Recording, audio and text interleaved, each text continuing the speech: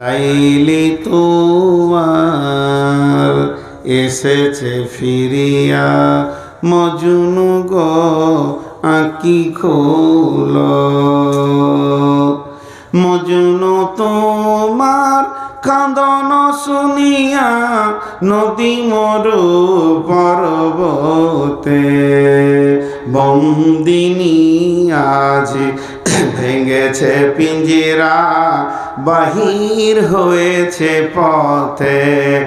আজ দক্ষিণা বাতাস বহে অনুকূল, ফুটেছে গোলাপ নার্গিস ফুল। অগ বুলবুল সেই ফুটন্ত গুল, বাগিচায় কেন দোল? মজনু গো আঁখি খোল। আবেদন করছে মজনু, এবার চোখ খোল। তো লাইলা চলে এসছে। ও চোখ খুলবে কোথা, চোখকে তখন আরো চিপে ধরছে। কি বলছে দেখেন এমনি করে, মজনু তখন বলছে লাইলি লাইলি ভাঙিও না ধ্যান, মজনু রে মিনতি লাইলি কোথায়, শুধু দেখি আমি লা ইলাহার জ্যোতি। পাথর খুঁজিয়া ফিরিয়াছি প্রিয়া, প্রেম দরিয়ার কুলে। আল্লাহর প্রেমের পরশমানিক কখন পেয়েছি ভুলে। সে মানিক যদি তুমি দেখো একবার, সে জ্যোতি যদি তুমি দেখো একবার, মজনুরে তুমি চাহিবে না আর। ইসুব জলেখা লাজ মানে হারি, দেখিয়া তার খুবসুরতি। লাইলি লাইলি ভাগিও না ধ্যান, মজনু রে মিনতি লাইলি কোথায়, শুধু দেখি আমি। যারা বলেন লা ইলাহা ইল্লাল্লাহ, একটু জোরে বলেন ভাই, লা ইলাহা ইল্লাল্লাহুর জ্যোতি।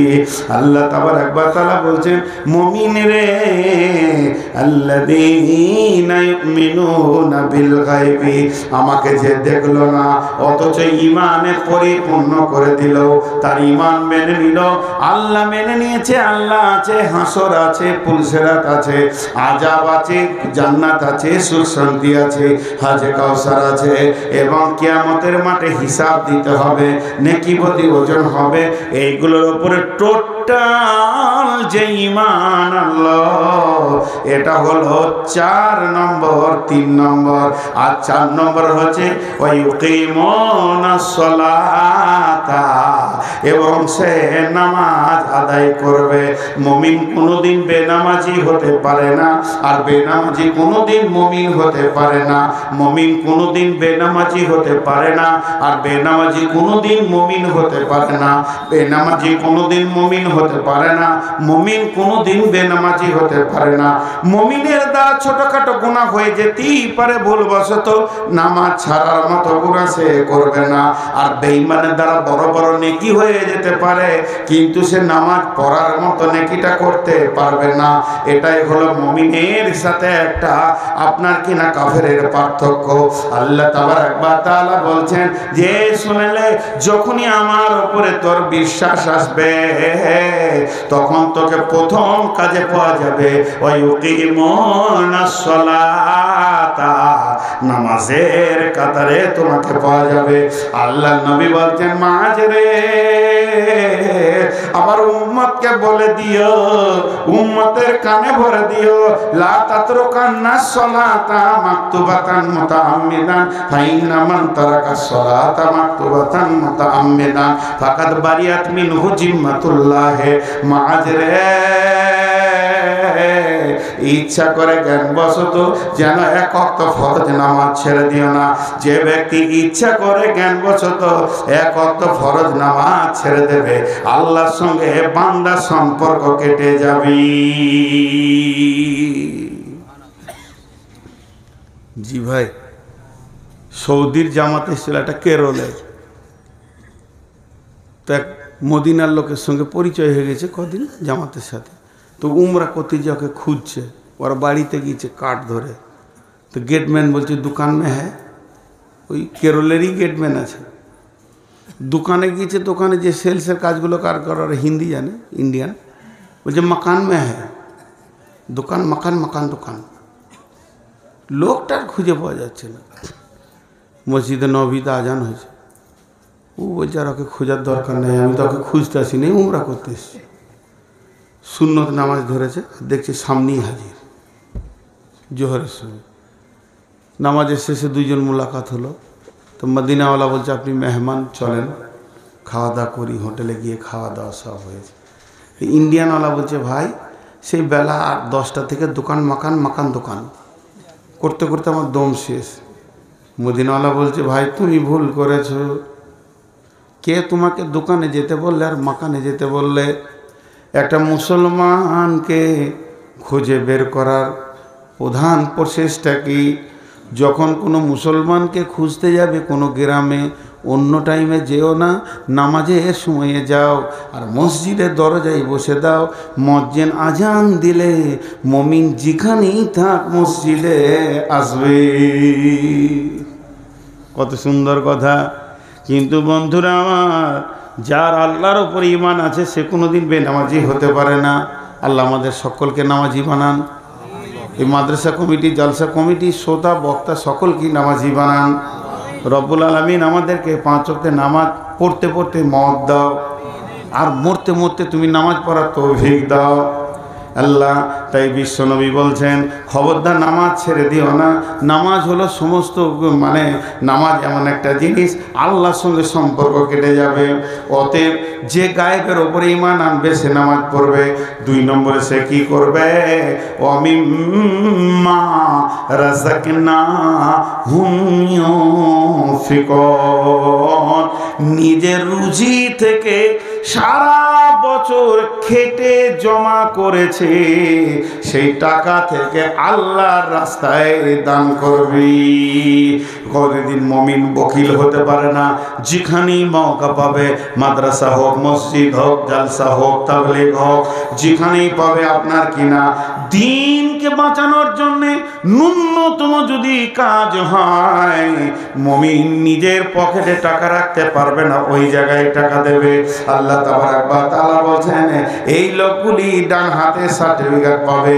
যার আমার উপরে বিশ্বাস আছে ওই লোকটা নামাজ ছাড়বে না, আর ওই লোকটা দান ছাড়বে না। আমাদের ধারণা যার টাকা বেশি তার দান বেশি, যার টাকা বেশি তার দান বেশি, যার টাকা বেশি তার দান বেশি। কিন্তু কোরআন বলছে না, যার ঈমান বেশি তার দান বেশি, যার ঈমান বেশি তার দান বেশি।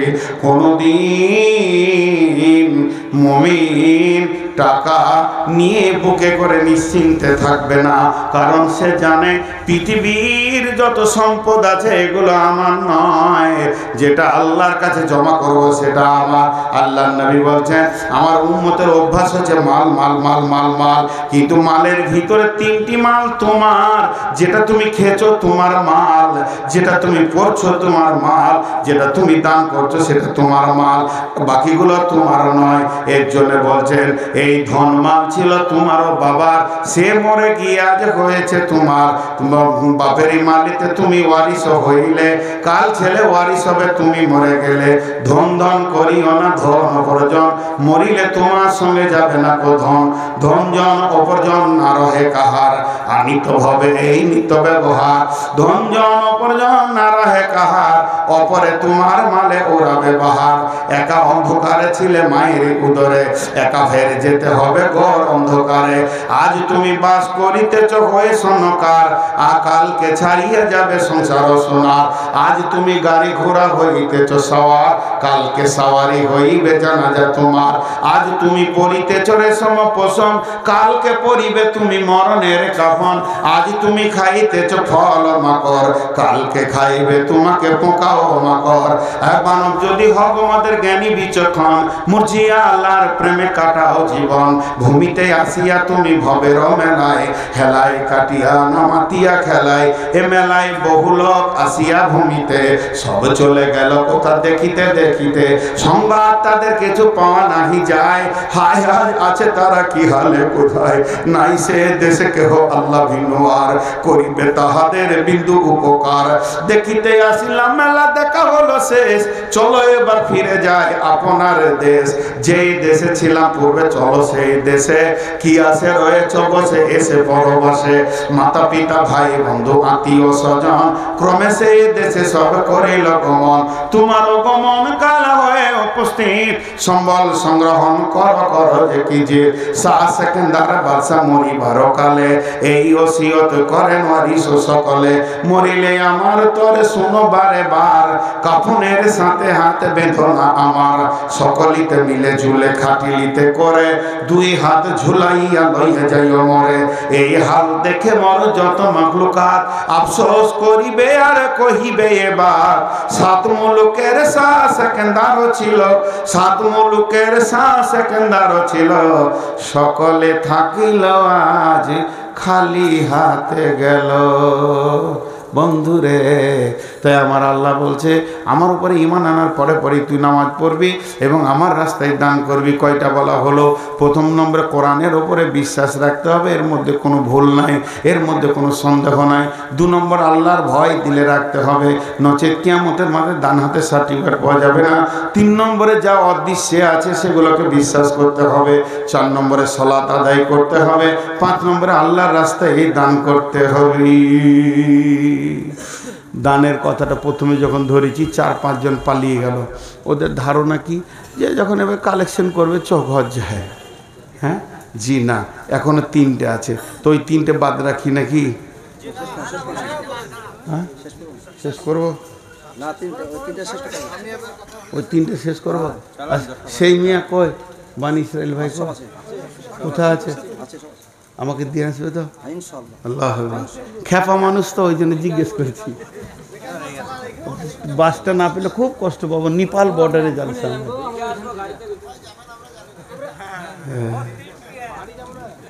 বসেন বসেন, উঠছে যে বড় ভাই উঠে গেল। আমি তো বায়ান ওকেই শুনেছিলাম, তো ও চলে গেলে আর কি করে বায়ান শোনা। বিষয়ের বাইরে একটাও কথা জিজ্ঞেস করবেন না। আমি বিষয়ের বাইরে বকি না। এটা খানিক, ওইটা খানিক, এইটা খানিক, জি না। সে বক্তাও নয়, আর ওরকম যে শোনে সে শ্রোতাও নয়। তো একটা জায়গা কমপ্লিট হোক। এবার আল্লাহ বলছেন ওয়াল্লাযীনা ইউমিনুনা বিমা উনজিলা ইলাইকা। প্রথমে এর মধ্যে কোনো সন্দেহ নাই বলতে হবে। আবার ওই কথাটাই আল্লাহ বলছেন ওয়াল্লাযীনা ইউমিনুনা বিমা উনজিলা ইলাইকা। তারা ঈমান আনবে এই কিতাবটার উপরে যেটা তাদের নবীর উপরে নাযিল করা হয়েছে। এবার আবার ঈমানের কথা কেন বললেন? তার এখন বললেন মানে এই কিতাব মোতাবেক তারা কাজ করবে, কিতাব যা বলেছে তা শুনবে, এই কিতাবের ওপরে তারা চলবে। কিতাবের ভিতরে একটা রোড আছে, রোডটাকে তারা ধরে নিবে। এবার একটা ঘটনা শোনাই। বিশ্বনবী ফজরের নামাজ পড়ে সালাম ফিরতেন, আসসালামু আলাইকুম রহমতুল্লাহ, আসসালামু আলাইকুম রহমতুল্লাহ। সাহাবীরা তসবিহ করতেন, নবীজিও তসবিহ করতেন, সুবহানাল্লাহ আলহামদুলিল্লাহ। এরই ভিতরে কোনো দিন নবী বলতেন, রে আমার সাহাবীরা, তোমরা কেউ স্বপ্ন দেখেছো কি? বলো, স্বপ্নের মানেটা আমি বলবো। কখনো কখনো নবীজি বলতেন, আমি স্বপ্ন দেখেছি, তোমরা শোনো। কখনো কখনো নবীজি বলতেন না, তারপরেও সাহাবীরা বলতেন, ইয়া রাসূলুল্লাহ, আজকে রাত্রিতে একটা স্বপ্ন দেখেছি, আপনি বলে দেন কি মানে হবে।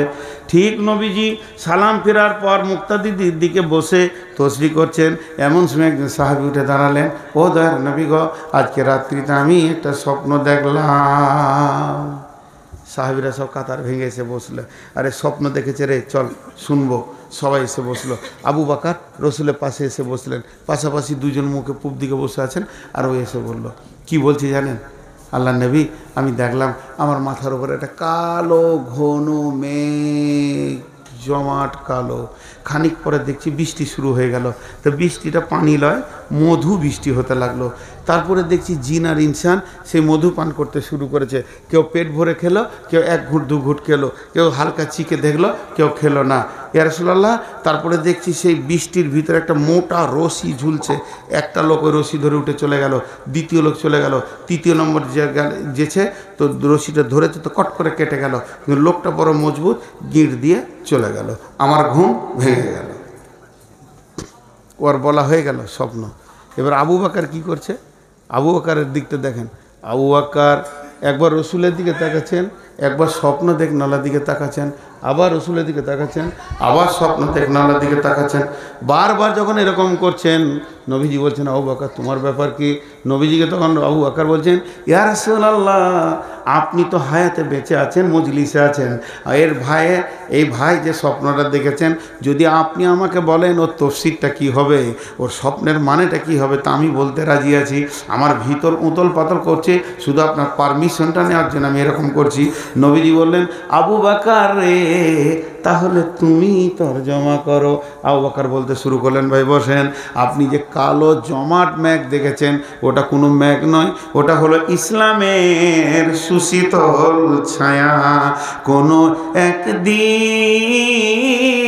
এ পৃথিবীর মাটিতে কালেমার পতাকা উড়বে,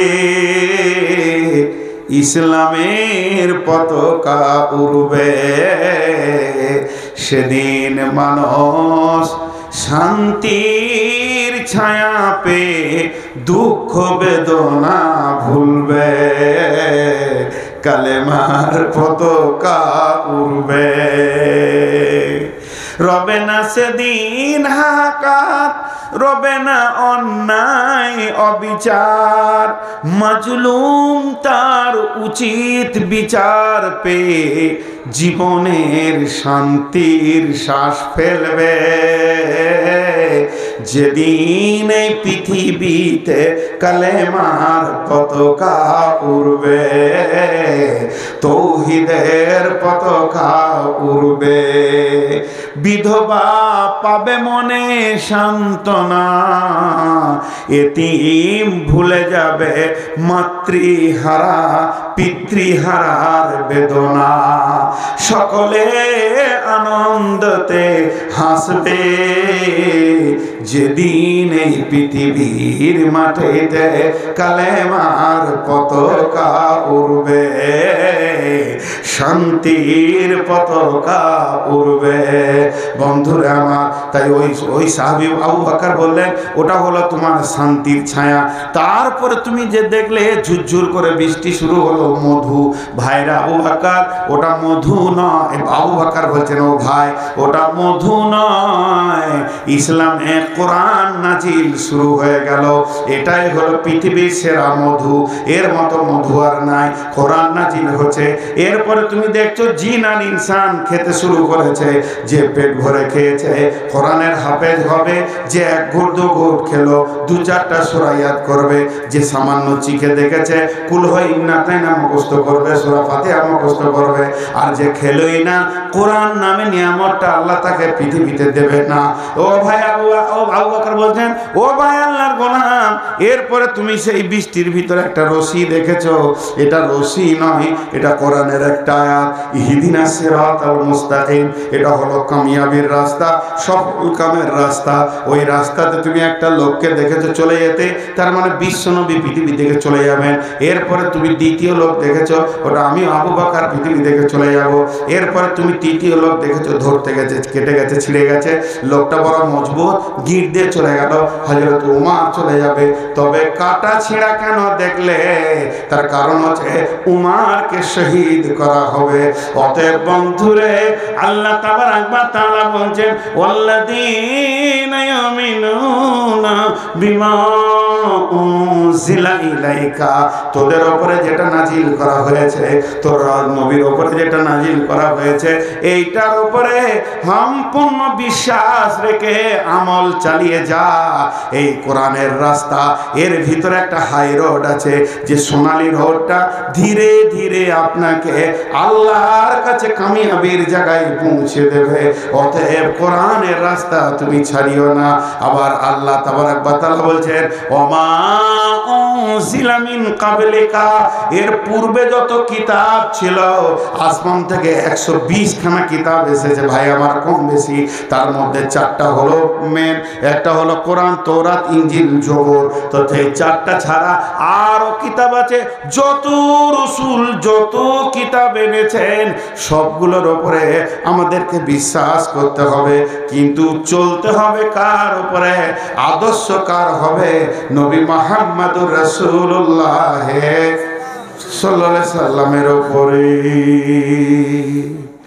7টা বলা হয়ে গেল, 8 নম্বরটা বাকি আছে। মাঝে 2 মিনিট কথা বলবো, যে 8 নম্বরটা বলবো।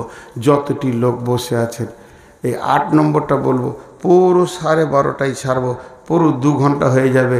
আজকে ভেবেছিলাম 1.5 ঘন্টা পর পারবো না, কিন্তু যে কোটি লোক বসে আছেন আলহামদুলিল্লাহ 8টা হয়ে যাবে। কিন্তু আমার দাবি, আপনারা আর উঠবেন না, মা বোনেরাও উঠবেন না, দোয়া পরে একসঙ্গে ছাড়বো। মাত্র 11টা মিনিট চেয়ে নিচ্ছে ইনশাআল্লাহ। আর উঠিয়ে না, যে উঠবাকে বলবো ভাই বসেন, হাতে ধরছি পায়ে ধরছি, কি বেজ্জুতি যে হবে। আমি বেহায়া, আমার শরম নাই জি। তাহলে 8টা হয়ে গেল, একবার গুনিয়ে দিই। এই কিতাবটার মধ্যে কোনো সন্দেহ নাই, আল্লাহর ভয় থাকতে হবে, হেদায়েত পাবে।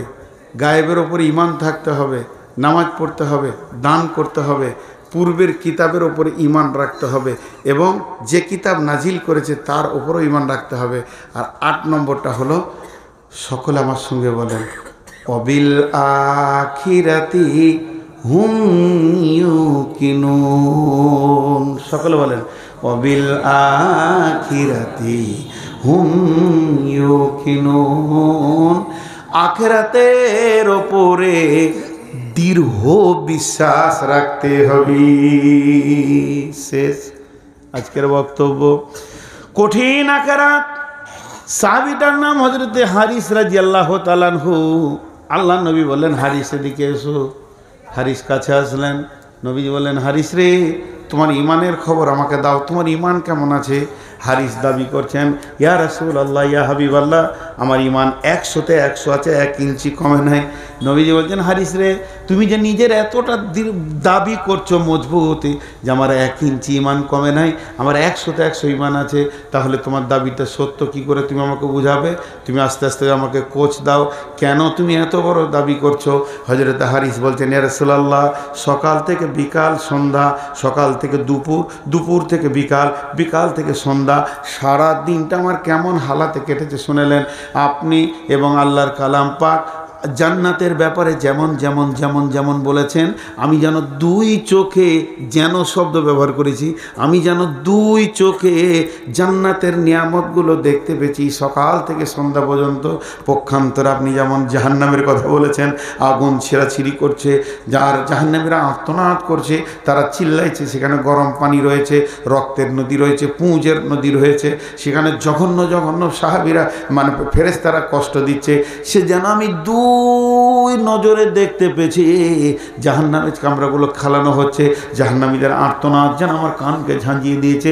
ও দয়ার নবী গো, আমি কবর থেকে নিয়ে জাহান্নাম পর্যন্ত, এবং হাসর থেকে নিয়ে পুলসেরাত পর্যন্ত, আর জাহান্নাম থেকে নিয়ে জান্নাত পর্যন্ত সব যেন 2 চোখে যেমন মানুষ দেখে, আমার এতটা বিশ্বাস আপনার কথার উপরে, আমি ওই রকম 2 চোখে দেখতে পেয়েছি।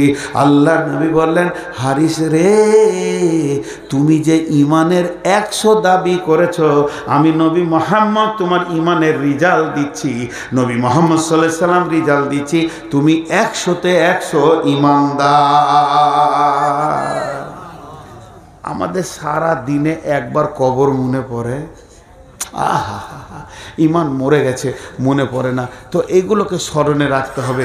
এই টোটাল 8টা গুণ, টোটাল 8টা গুণ, কোরআনের ওপরে বিশ্বাস, আর আল্লাহর ভয়, গায়েবের উপরে ঈমান, আল্লাহ নামাজ পড়তে হবে, আবার দান করতে হবে, কিতাবের উপর ঈমান রাখতে হবে, আমাদের পূর্বের কিতাবের রাখতে হবে, আর আখিরাতকে জ্বলন্ত চোখে রাখতে হবে।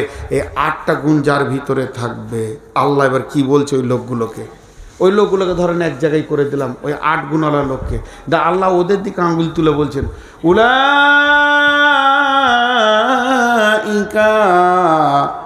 আলা হুদাম মির রাব্বিহিম। এটা বাংলায় বলি, ওরা রয়েছে তাদের রবের সহি রাস্তার উপরে। আবার আরেকবার বলছেন ওয়া উলাইকা হুমুল মুফলিহুন, এরাই তো কিয়ামতের দিনে ডান হাতে সার্টিফিকেট পাবে, সফল কাম হবে, হাসতে হাসতে জান্নাতে যাবি। বায়ান শেষ, বিষয় শেষ। 2টি দোয়া দিচ্ছি, জোরে আমিন বলবেন। হে আল্লাহ, তুমি আমাদেরকে আজকের এই তফসিরের ওপরে পূর্ণাঙ্গ আমল করার তৌফিক দাও, এবং আমাদের সকলকে তুমি জাহান্নাম থেকে বাঁচার মতো আমল করার তৌফিক দাও, এবং তোমার দিলকে জয় করার মতো আমাদের আচরণ দাও, এবং সহি আমল করে তোমার মেহমানখানা জান্নাতি বানিয়ে নাও। দোয়া তো হয়ে গেল। আমার নাম নবাব, কিছুরই নেই অভাব, ভিক্ষা করার স্বভাব। যতটি লোক আছেন এই গরিবের হাতে একবার হাতটা রেখে যাবেন, আর কিচ্ছু বলবো না, এটা আমার শেষ ভাষা। যে টাকাটা আছে আপনার কাছে ওই টাকাটা দিয়ে উঠে যাবেন, এখন নয় বলবো তখন। যদি কেউ ধারে দেন ওদিকে লিখবেন, আমি উঠতে বলবো তখন। এখন অনেক দোয়া আছে, দোয়া দিব। সকল আমিন বলবেন জোরে জোরে। আল্লাহুম্মা গফির লানা ওয়ালিল মুমিনিনা ওয়াল মুমিনাত ওয়াল মুসলিমিনা ওয়াল মুসলিমাত ওয়া আলিফ বাইনা কুলুবিহিম ওয়াসলিহ যাতা বাইনিহিম ওয়ানসুরহুম আলা দুব্বিকা ওয়াদুব্বিহিম। আল্লাহুম্মা লানিল কাফারাতাল্লাযীনা ইয়াসুদ্দুনা আন সাবিলিক ওয়া ইউকাযযিবুনা রাসূলাক ওয়া ইউকাতিলুনা আউলিয়াআক। আল্লাহুম্মা খালিফ বাইনা কালিমাতিহিম ওয়া জালজিল আকদামাহুম ওয়া আনজিল বিহিম বা'সাকাল্লাযী লা তারুদ্দুহু আনিল কওমিল মুজরিমিন। এটা ফিলিস্তিনের জন্য দোয়া করলাম। আমি সব জালসাতেই করছি, আপনারাও করবেন। যখন সুযোগ পাবেন বাংলাতেই বলবেন, আল্লাহ আমাদের মা বোনদের ইজ্জত রক্ষা করো, শিশুদেরকে রক্ষা করো, এবং মুসলমানদেরকে আল্লাহ তুমি হেফাজত করো। দেখেন আমরা অনেক খুশিতে আছি, শহীদের রাস্তা বেরিয়ে এসছে এবার, নাকি বলেন? শহীদ হব ইনশাআল্লাহ, জোরে বলেন ইনশাআল্লাহ। কোনো ভয় নেই, একদম ভয় করবেন না। জান্নাত যেন আমাদের জন্য হাতছানি দিচ্ছে, জান্নাতের হুরেরা বেচৈন হয়ে গেছে ভারতবর্ষকে আল্লাহ যুবকদেরকে নেওয়ার জন্যে। এর জন্য আমরা শহীদের আকাঙ্ক্ষায় আছি। নারে তাকবীর, মাশাআল্লাহ, আমরা শহীদ হব, একটুকু পেছাবে না, বা পড়ব না, কলায় ছুরি চলে যাবে, তারপরও এক আল্লাহ ছাড়া কারো কাছে মাথা নামও। আমাদের কামিয়াব দুনিয়াতে নয়, আমাদের কামিরা আখেরাতে। ওইটাই আজকে বক্তব্য হলো, আমাদের কামিয়াব দুনিয়াতে নয়। আমরা দুনিয়ার মুখে লাত মারতে পারি, কিন্তু আখেরাতের মুখে লাত মারতে না। শেষ বক্তব্য হলো, কিন্তু আমি আপনাদেরকে বলছি 1000, 2000, 5000 এই যে কোরআনের পাখিগুলো, 2টা পারা, 2টা কোরআন মানে হাফিজ গোটা কোরআনকে হিফজ করলো, এটা তো বড় জিনিস নয়। সব থেকে বড় জিনিস হচ্ছে মাদ্রাসাটা। কারণ হযরত উমারকে পিঠে বর্ষা মেরেছে, এদিকে বের হয়ে গেছে, ওনাকে দুধ খাওয়ানো হচ্ছে তো ক্ষত দিয়ে বেরিয়ে যাচ্ছেন। এই অবস্থায় সাহাবিরা হইচই লেগে গেছে, উমারকে মারা হয়েছে, উমারকে মারা হয়েছে। তো দৌড়ে আসছে একটা সাহাবি, লুঙ্গিটা খালি টাকনোর নিচে নেমে গেছে। ওই অবস্থাতে হযরত উমার বলছে, হে আল্লাহর গোলাম, রসুলের সাহাবি, তুমি উমারকে মরতে দাও, কিন্তু রসুলের সুন্নত মেরে দিও না। তুমি সুন্নতটাকে চিন্তা করো। উমার মরে গেলে দুঃখ নাই, কিন্তু রসুলের একটা সুন্নত যেন না মরে যায়। আমরা বাঘের বাচ্চা এটাকে ছিঁড়ে ফেলে দিয়েছি, চেঁচে ফেলে দিয়েছি। কেন আমাদেরকে মারছে জানেন? তার অনেক কারণ আছে। রসুলের উম্মত, খবরদার এটার হাত দেবেন না। তো আমি যে কথা বলছি, নূর মোহাম্মদ মরে যাক, এতে দুঃখ নয়, যেন মাদ্রাসা না মরে। আমার মতো 1000 নূর মোহাম্মদকে মাদ্রাসার জন্ম দিতে পারে, পারে কি পারে না?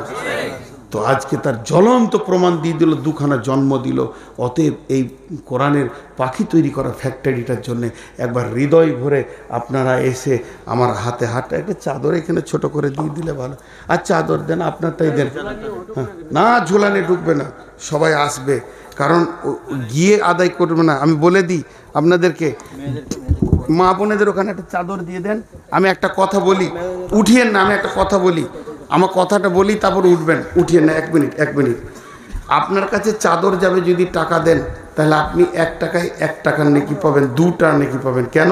চাদরে উঠিয়েন না, আমি বলছি না, দেন। মাশাআল্লাহ, নাকফুল মা আছে 500 টাকা, 1000 টাকা। আপনারা এখন উঠিয়ে না, পরিবেশটা নষ্ট হয়ে যাবে। আমি যেটা চাইছি ওটা হোক, আমি যেটা চাইছি ওটা হোক। একবার বসেন, একবার, আল্লাহর গোলাম, একবার বসেন, একবার বসেন। এতক্ষণ যখন শুনলেন, তা আর 1টা মিনিট কি শুনবেন না? এটা মজার জিনিস আপনাদেরকে দেখাতে চাইছি। যতগুলি লোক আছেন, 1টা মিনিট হাত ধরে চেয়ে নিচ্ছি। এই চাদরটা দিলাম, এটা 100 টাকার নোট। চাদর পাঠাবো, দিবেন তো 200 টাকার নেকি পাবেন। কেন? আপনি যে টাকাটা দিয়েছেন তার একটা নেকি, আর একটা এক্সট্রা বেনিফিট অফার হচ্ছে এটাই যে আপনি চাদরে দিয়েছেন, আর চাদরটা হলো রসুলের সুন্নত, তাহলে একটা সুন্নত জিন্দা করলেন, তার জন্য আরেকটা নেকি। কিন্তু হেঁটে এসে দিলে, একটা যদি 1 টাকা দেন তাতে আপনি 3 টাকার নেকি পাবেন। কেন? চাদরটা আছে সুন্নত, 1 টাকা দিচ্ছেন তার একটা। আর আল্লাহ রসুল হজরতে বেলালকে বলেছিলেন, হে বেলাল, তুমি এলান করে দাও মসজিদে নবীতে যার যা মাল আছে পৌঁছিয়ে দেবে। তা আপনি যখন আল্লাহর জন্যে হেঁটে আসবেন, কারো হাতে টাকাটা দিয়ে দেবেন না, আপনি নিজের টাকা নিজে হেঁটে এসে এখানে দেবেন, তো আমার রব দেখবেন আর খুশি হবে, আমার গোলাম আমার জন্য হাঁটছে, এর জন্য আর একটা বেনিফিট পাবেন। কখন হাঁটবেন? একসঙ্গে হাঁটবেন। আমি এখন দোয়া দিচ্ছি, শেষ দোয়াটা পড়ে দিচ্ছি, আর যে দোয়াটা পড়ে দিব একসঙ্গে উঠে এসে সব চাদরে দেবেন। আর মা বোনেদের ওখানে একটা চাদর দেন, সেখানে দেবে। কত আছে এটা? 10,500 টাকা আছে। মাশাআল্লাহ, আব্বার নামে আমি দোয়া করব। একটা কথা বলে দিই সকলকে, চাদরে দেবেন। আর 10,000 5,000 মোটা রকম যদি কারো দেওয়ার ইচ্ছা থাকে দেবেন, পরবর্তীতে দেবেন, তো লিখে দেবেন। আমি আপনাদেরকে ছেড়ে দিচ্ছি না। হে আল্লাহ, তুমি আমাদের গুনাহগুলোকে মাফ করে দাও, আমাদের মা বাপের গুনাহগুলোকে মাফ করে দাও। আল্লাহ, এখনই একজন 1000 টাকা, একজন 500 টাকা, একজন 100 টাকা যারা দান করলেন, একজন 10,000 মা বাপের নামে দান করেছে, আল্লাহ তাদেরকে তুমি মাফ করো, আল্লাহ ক্ষমা করো, আল্লাহ এই দানকে তুমি কবুল করো। শুধু এই দানটা নয়, সন্ধ্যা থেকে যে 1 টাকা দিতে শুরু করেছে, শুধু সন্ধ্যা থেকে নয়, এই মাদ্রাসা না জানি প্রথমকে ভিত রেখেছিল সেই থেকে, শুধু তাই নয়, আজকের দিনে সারা বিশ্বে যত জায়গায় ইসলামকে বাঁচানোর জন্য টাকা তোলা হচ্ছে, আল্লাহ সবগুলোকে তুমি কবুল করে দাও। এ আল্লাহ, সবারই গুনাহগুলোকে মাফ করে দাও, আমাদের কবরওয়ালাকে মাফ করে দাও, আমাদের প্রজন্মকে যারা আসছে তাদেরকে বীর মুজাহিদ করে আমাদের ঘরে ঘরে পাঠাও। এই আল্লাহ, আমাদের ঘরে ঘরে বীর মুজাহিদ মহিলা দান করো। এই আল্লাহ, আমাদের ঈমানকে মজবুত করে দাও। এই আল্লাহ, আমাদের ওপরে বিরাট ঝড় আসছে, যে ঝড়কে রুখে দাঁড়ানোর মতো তুমি আমাদের সঙ্গী হয়ে যাও এবং আমাদেরকে সঙ্গী বানিয়ে নাও। হে আল্লাহ, সকলের গুনাহকে মাফ করেন। সকলে বলি সুবহানাকা আল্লাহুম্মা ওয়া বিহামদিকা ওয়া আশহাদু আল্লা ইলাহা ইল্লা আনতা আস্তাগফিরুকা ওয়া আতুবু ইলাইকা। যার কাছে যা আছে এখানে দেবেন। মা বোনেদের ওখানে একটা চাদর দেন। তবে 2000 5000 10,000 কেউ দিতে চাইলে একজনও যেন বাদ না যায়। আপনারা ক্যামেরাগুলো সামালেন, যার কাছে যা আছে দিয়ে যান। জাযাকাল্লাহ, হাইয়াকুমুল্লাহ, জাযাকুমুল্লাহ। একজনও পেছন ফিরে চলে যাবেন না ভাই আমার। আপনার 1টা টাকা থাকলেও এখানে শরীক হয়ে যান। 10,000 5,000 20,000 দিয়েছেন, একজনও 1 টাকাও থাকলে দিয়ে যান। এই চাদরে শরীক হয়ে যান, আমার রব খুশি হবেন এবং গুনাহকে মাফ করে দেবেন। এ আল্লাহ, তোমার বান্দাদের দানগুলো তুমি কবুল করো।